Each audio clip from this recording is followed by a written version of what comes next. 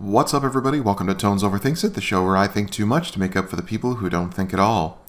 And welcome to another edition of TLDR. No doubt everyone is familiar with the classic frauditor concept that feelings do not trump the law. And while indeed the law does in fact govern how we must conduct ourselves in a properly functioning society, frauditors have distorted and misused this concept as a way of simply saying, well, if it's not written down in the law that I could be a dick to someone, I can be a dick to someone regardless of how it makes them feel, and that the law should 100% protect my right to do it, and thus force that person to let me do it. The thing is, though, those rights and laws that frauditors claim to covet so dearly, and yet will casually forget their existence when they're not the sole person benefiting from them, owe their very existence to feelings. Think about it this way. Have you chosen not to take the property or life of your neighbor simply because it's written somewhere in a book that you can't? Of course not. You've chosen to not do those things because you know and you feel that to do so would be wrong. At a subconscious level, you already know that to cause physical, emotional, or financial harm upon another person is inherently wrong. And so instinctively, you don't anticipate or anxiously await the opportunity to do so. And again, you don't do this because that's how someone else has dictated you have to treat other people. It is how you feel you should treat other people. Laws written by man or mandated by the divine are only valid as long as they are a reflection of our contemporary morals and values. And when those morals and values change, then the laws will change with them. Let's consider the almighty Constitution that the frauditors claim to worship. It only exists, and by extension our nation itself only exists, because a bunch of colonists at one point felt that rule under a monarchy was no longer suitable. It was no longer a reflection of what they wanted. And the only reason they got what they wanted is because enough of them banded together to make it happen. It became the general consensus to how everybody felt. And bear in mind that written down in the laws of that monarchy that we broke away from, what they were doing was illegal. And to continue this trend in later years, at one point, it was legal to own a human being as property. And then somewhere along the line, that concept became wrong because most people started to feel that it was wrong. The same could be said for the concepts of segregation of people based on their race, or discrimination from the ballot box or workplace based on gender, to the use or disuse of capital punishment. Every major progressive social change in our country's history was not dictated by law. They were dictated by how society felt as a whole. Now, I freely admit that not necessarily everything society feels is made into law. I mean, we need only look at the individual states and their approach to various controversial issues. But there are also some things that society feels, even if it's the vast majority of society, that doesn't have to be enshrined into law. Again, it doesn't have to be illegal to be an asshole for you to choose not to be an asshole. The vast majority of society does come with an inherent understanding and respect for their fellow human being. We have empathy, we have an understanding of where people's boundaries are, and we have a natural desire to not inflict harm upon someone else.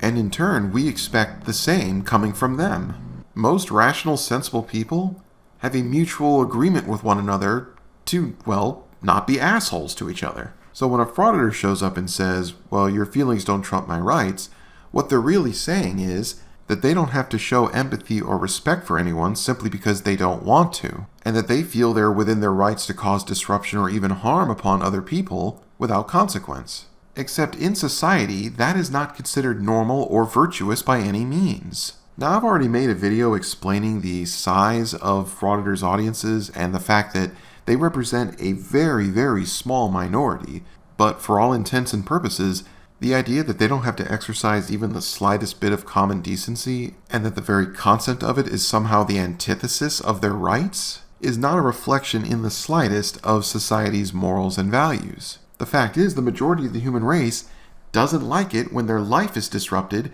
and someone else is attempting to impose their will or ideas upon them. Frauditors literally think there is no value in a human being's desire to just be left alone. Like somehow they feel that they're not free unless they can bully another human being at their discretion.